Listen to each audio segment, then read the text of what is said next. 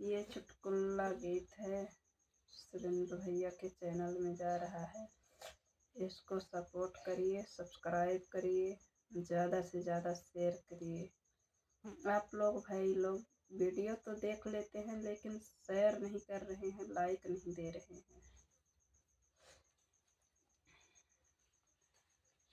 हथवा में लिए पिनिया हमार राजा रखे मलिनिया।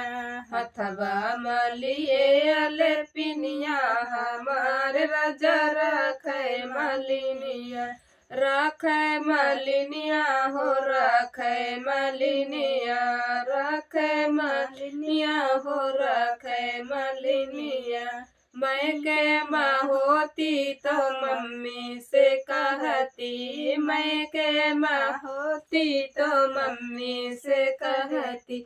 ससुरे में सास मलिकिनिया हमार राजा रखे मलिनिया। ससुरे में सास मलिकिनिया हमार राजा रखे मलिनिया। रखे मलिनिया हो रखे मलिनिया। ससुरे में सास मलिकिनिया हमार राजा रखे मलिनिया। हथवा मलिए मंगल सुतवा हमार राजा रखे मलिनिया। हथवा मलिए मंगल सुतवा हमार राजा रखे मलिनिया। रखे मलिनिया हो रखे मलिनिया। रखे मलिनिया हो रखे मलिनिया।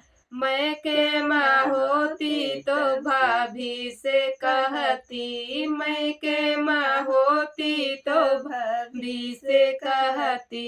ससुरे में जेठाने मलिकिनिया हमार राजा रखे मलिनिया। ससुरे में जेठाने मलिकिनिया हमार राजा रखे मलिनिया। हथवा में लिए लाल कंगने हमार राजा रखे मलिनिया। हथवा में लिए लाल कंगने हमार राजा रखे मलिनिया। रखे मलिनिया हो रखे मलिनिया।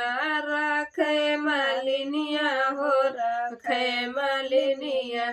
मैं के माँ होती तो दीदी से कहती। मैं के माँ होती तो दीदी से कहती।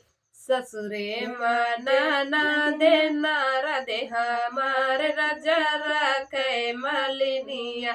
ससुरे में नाना दे नारा दे हमार राजा रखे मलिनिया।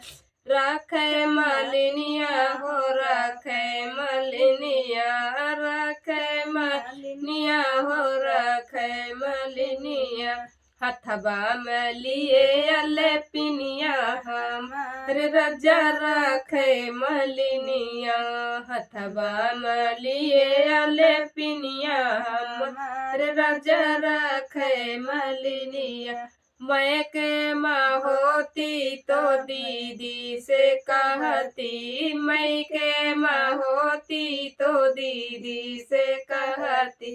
ससुरे में नदी मोरे नारा दे हमार राजा रखे मलिनिया।